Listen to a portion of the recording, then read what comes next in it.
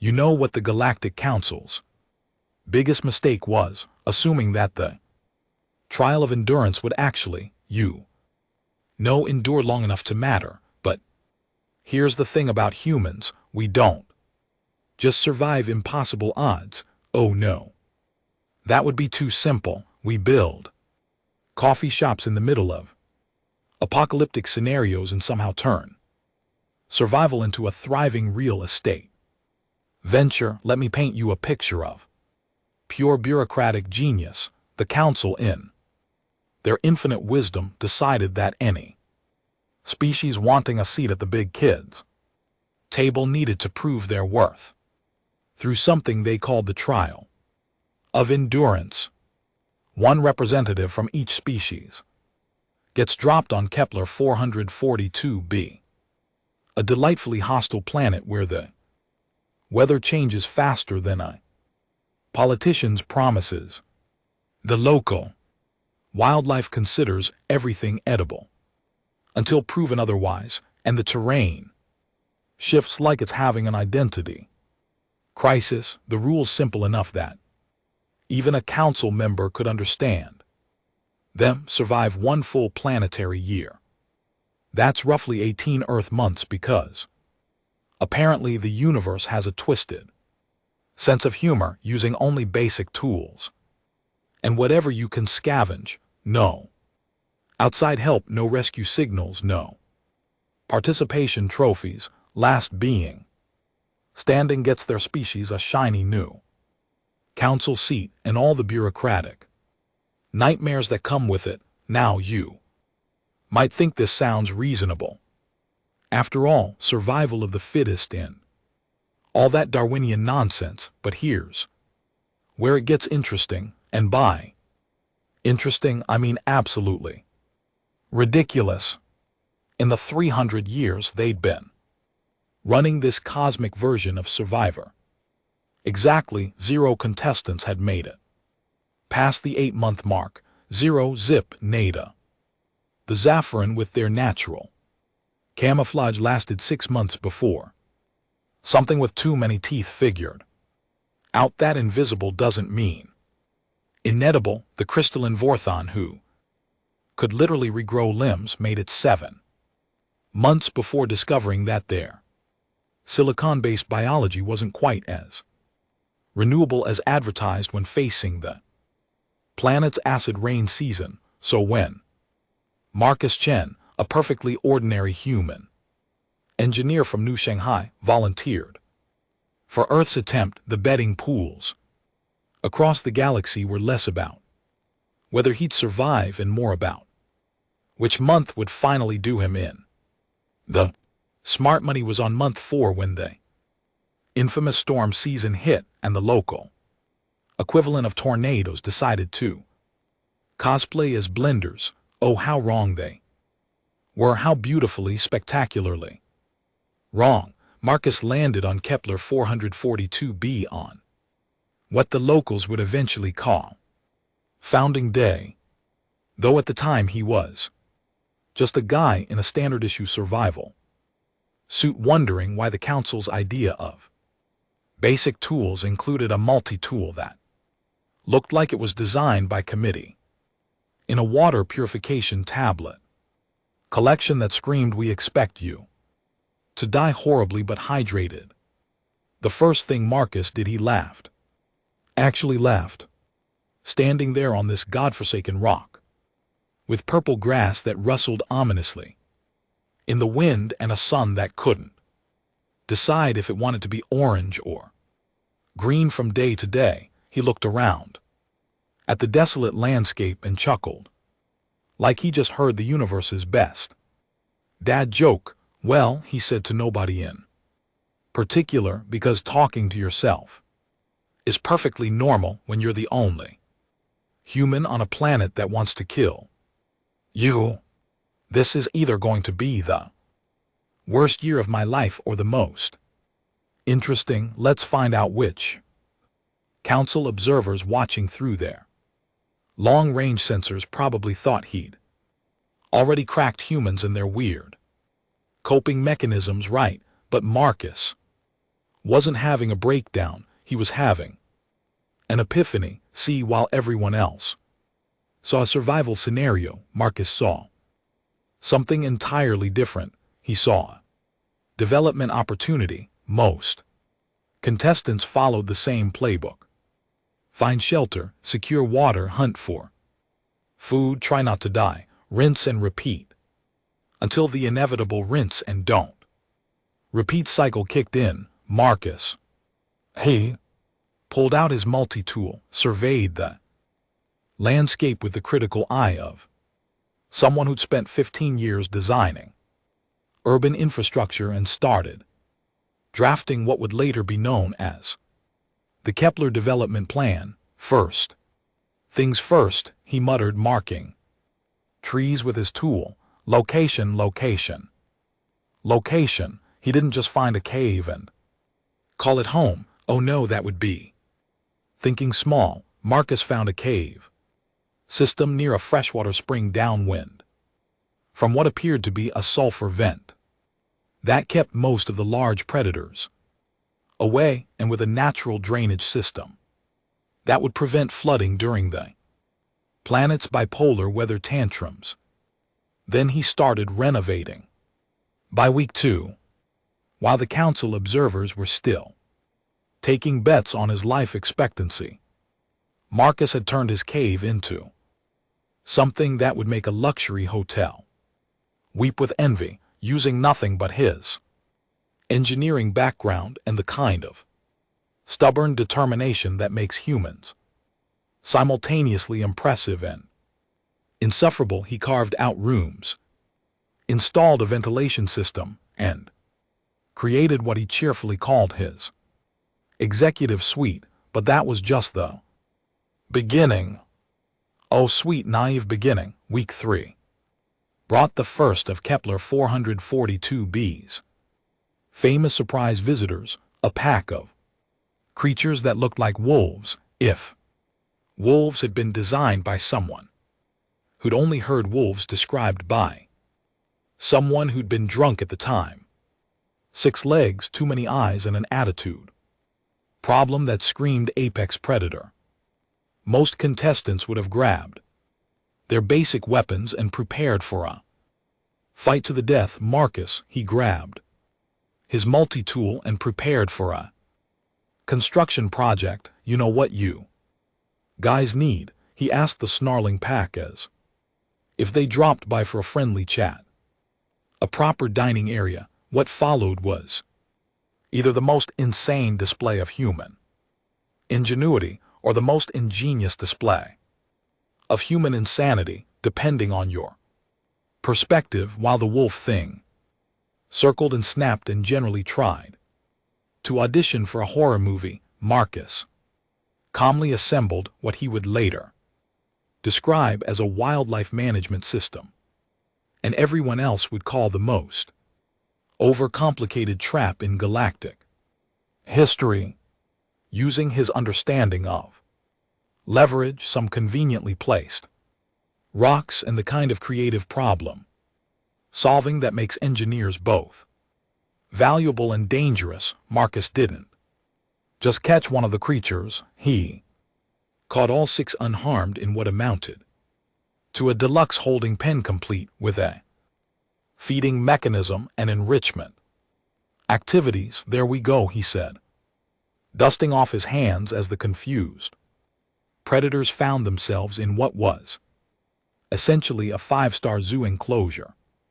Now we can be neighbors instead of having that whole awkward predator-prey relationship thing. The council observers checked their sensors 3 times, convinced they were malfunctioning.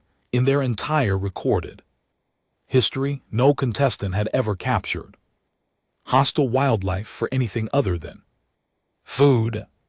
And Marcus wasn't even planning to eat them, he was planning to study them. Behavioral analysis, he explained to his new wolf-thing neighbors who had given up snarling and were now looking at him with the kind of confusion usually reserved for tax forms. If I'm going to live here for a year, I need to understand the local ecosystem, and you guys are obviously important parts of that ecosystem, so let's figure out how to coexist. Week 4 brought the storm season and with it winds that could relocate, mountains and rain that fell sideways. With malicious intent, most contestants would have hunkered down in their shelters and prayed to whatever deities their species favored. Marcus fired up what he'd started calling his weather management protocol.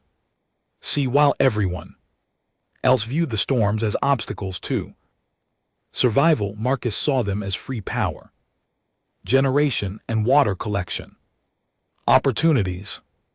Using parts scavenged from his landing pod and some truly inspired engineering, he'd built what amounted to a wind power generator and a rainwater collection system that could supply a small city. Waste not, want, he cheerfully explained to his wolf thing neighbors who had become surprisingly good listeners. These storms want to be destructive. Fine, let's channel that destructive energy into something useful. By month 2, Marcus' cave system had expanded into something that would generously be called a compound, and more accurately be described as a small town planning project in its early phases.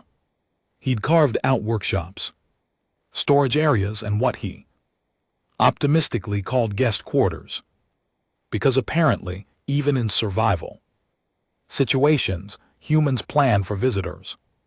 The council observers were no longer taking bets on when Marcus would die.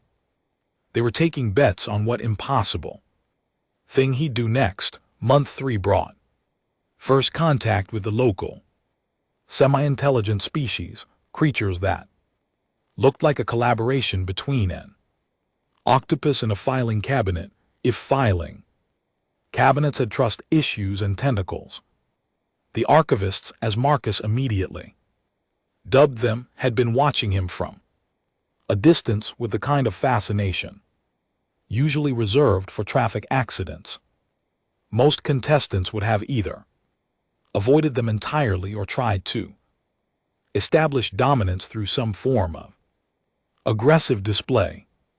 Marcus walked up to their leader with a handshake ready and a smile that suggested he was meeting new neighbors at a block party. Hi there, he said to the bused archivist, whose tentacles were doing something that might have been the local equivalent of a confused shrug. I'm Marcus, your new neighbor. I was wondering if you folks might be interested in a trade agreement. What followed was probably the first interspecies business negotiation in the trial's history. Marcus, it turned out, had been paying attention to what the archivists collected: shiny rocks, unusual plant specimens, and anything that made interesting sounds when the wind hit it. He'd also noticed that they seemed to have trouble reaching certain areas due to their physiology. So here's what I'm thinking, Marcus explained, sketching diagrams in the dirt with the enthusiasm of someone pitching the deal of the century. I help you collect specimens from areas you can't reach, and in exchange you help me understand the local flora and fauna. Plus, I've got some spare space in my compound if you ever need temporary storage. The lead archivist made a sound like a filing cabinet having an existential crisis, which Marcus correctly interpreted as interested confusion. By the end of the week, he'd established what historians would later call the first inter-species trade relationship in trial history, complete with a primitive but effective communication system and what amounted to a mutual defense pact. Month 4 was storm season's bigger, meaner cousin, hurricane season, but with the kind of hurricanes that made Earth's look like gentle breezes with commitment issues. The storms hit with winds that could strip paint from, asteroids and rain that fell with the impact velocity of small meteorites. Marcus naturally had prepared for this, not by building stronger shelters or stockpiling supplies, but by completing what he'd been working on since month 2, a storm shelter system that doubled as a community center. Come on in.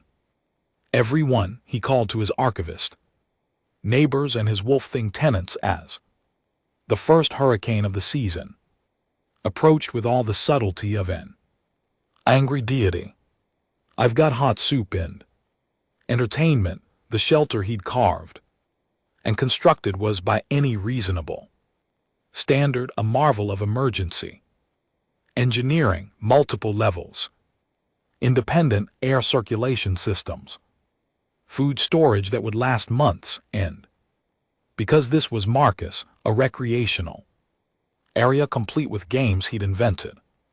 Using local materials, the council observers watched in stunned silence as what should have been the deadliest month in the trial's history turned into something that looked suspiciously like a community slumber party with interspecies bonding activities. Month 5 brought the acid rain season, which was exactly as fun as it sounds. The planet's atmosphere periodically decided that regular water was boring and rain should be capable of dissolving most known materials. Most contestants who'd made it this far historically had died within days of the first acid shower. Marcus had spent month 4 creating what he cheerfully called his umbrella protocol, a network of covered walkways and protective structures that allowed safe movement throughout his compound. But more importantly, he'd figured out how to neutralize and collect the acid rain for use in his expanding industrial projects. Waste not, want not became his unofficial motto, usually delivered to his archivist neighbors who had started bringing him problems to solve as if he were the local fix-it shop with a really good warranty. By month 6, Marcus' compound had evolved into something that the council observers were struggling to categorize.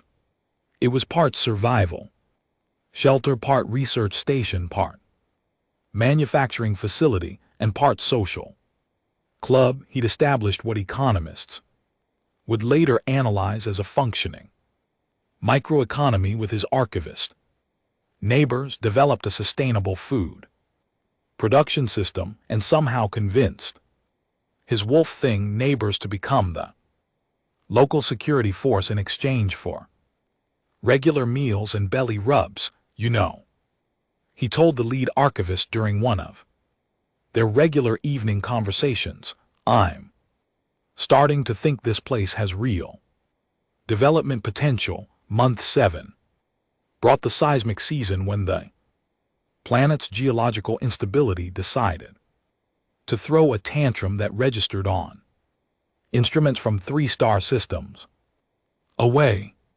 Earthquakes that could rearrange continents hit with the regularity of a broken alarm clock, and the ground shifted like it was trying to solve a Rubik's Cube. Marcus, with his background in earthquake-resistant construction, had been preparing for this since day 1. His compound wasn't just built to survive seismic activity. It was built to take advantage of it, using principles of flexible engineering and some truly creative applications of local materials. He'd created structures that moved with the earthquakes instead of fighting them. More importantly, he developed a seismic monitoring system that allowed him to predict the worst quakes with enough accuracy to warn his neighbors and coordinate evacuation procedures when necessary. It's all about working with the planet instead of against it, he explained to his growing community, which now included several families of archivists and what appeared to be a small delegation of crystal-based life forms who'd wandered in during month 6 and decided they liked the neighborhood. By month 8, the point where previous contestants had historically given up the ghost and become part of the local ecosystem. Marcus Compound had become something unprecedented in trial history. It wasn't just a survival shelter anymore. It was a settlement, a functioning, growing, thriving settlement with multiple species working together in what political scientists would later describe as a primitive but effective form of interspecies democracy. The council observers had stopped taking bets entirely and were now just watching in fascination as their supposedly deadly trial planet transformed into something that looked suspiciously like a successful colonization project. Month 9 brought the predator migration when all of the planet's most dangerous creatures decided to take a scenic tour through Marcus area. Previous contestants had faced this by hiding, running, or dying gloriously in battle. Marcus faced it by opening. He called his hospitality services division. He'd spent months studying the local ecosystem and had figured out what the migrating predators actually needed: food, water, and safe resting spots, so he provided them all 3 in exchange for not eating his neighbors and not destroying his compound. Think of it as a rest stop, he explained to a creature that looked like a T-Rex with trust issues and a substance abuse problem. You get what you need. We all stay alive and happy. Win-win. By this point, the council had dispatched actual xenobiologists and social scientists to study what was happening, because Marcus had somehow turned their trial of individual survival into a case study in interspecies community development. Month 10 through 12 were what Marcus later described as his infrastructure development phase, with a stable community, established trade relationships, and a growing population of various species who decided that his settlement was preferable to whatever they'd been doing before. Marcus began working on what he called Phase 2 of the Kepler development plan. Roads, proper roads with drainage and maintenance schedules, expanded housing for the growing population, specialized workshops for different species needs, a library, because apparently even survival situations humans need somewhere to keep their books, and because this was Marcus, a town hall where the various species could hash out disputes and make collective decisions about community development, government. He explained to the increasingly large crowd of observers who'd gathered to watch this impossible experiment is just organized problem solving at scale. And I really like solving problems. Month 13 brought the council's first official inspection team, who arrived expecting to find either a corpse or a survivor clinging to life by his fingernails. Instead, they found a bustling multi-species settlement, complete with its own postal system, a small but growing manufacturing sector, and what appeared to be the beginnings of a spaceport.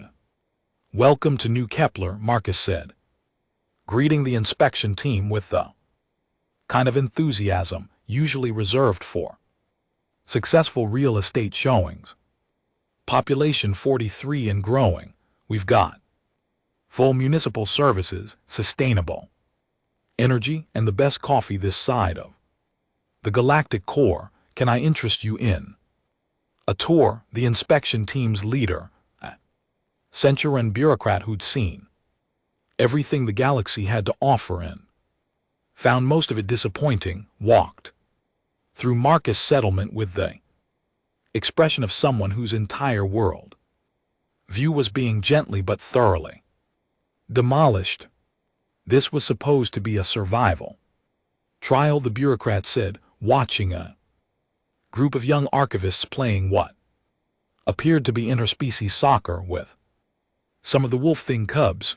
Oh, I survived just fine, Marcus replied cheerfully, but survival's just the beginning, isn't it? Once you've got that figured out, why not build something worth surviving for? Month 14 through 18 were what the council would later classify as the most comprehensive accidental colonization project in recorded galactic history. Marcus settlement grew to over 200 residents, representing 12 different species, established trade relationships with settlements on neighboring continents, developed its own currency, and somehow managed to declare independence from planetary authority while still maintaining friendly relations with everyone involved. You know, Marcus told the council's final inspection team as they surveyed New Kepler's bustling downtown area, complete with shops, restaurants, and what appeared to be a small university. I'm starting to think your trial needs better marketing. Instead of survive if you can, maybe try build your dream community on this exciting frontier world. The council's response to Marcus' success was about what you'd expect from a bureaucratic organization faced with someone who'd not just broken their rules but had turned those rules into a successful business model. They spent 6 months in committee meetings trying to figure out what to do with a contestant who'd not only survived their unsurvivable trial, but had somehow turned it into a thriving colony that was now requesting full planetary government status. In the end, they did what bureaucrats do best.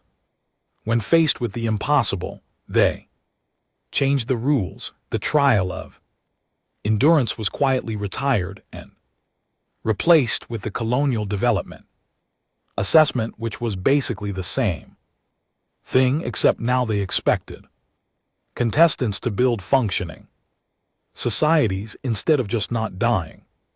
Marcus, for his part, was offered his species council seat with full honors and accommodation for services to interspecies cooperation.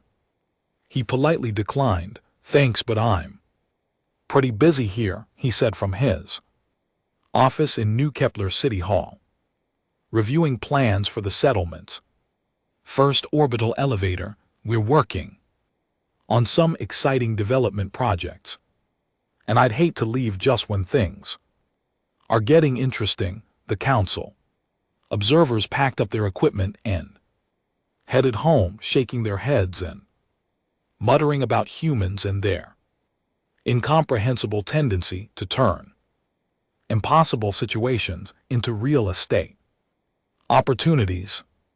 Marcus waved goodbye from his porch, where he was sharing coffee with his archivist neighbors and planning the next phase of New Kepler's expansion. In the distance, construction crews made up of 6 different species were working on the foundation for what would become the planet's first interspecies cultural center. You know, he said to nobody in particular, because talking to yourself is perfectly normal when you've just turned a death world into a thriving multicultural metropolis. This turned out way better than I expected, and that, friends, is how humanity earned its place on the Galactic Council, not by surviving the impossible, but by looking at the impossible and asking, but have you considered the zoning permits? Because that's what we do. We don't just survive, we renovate.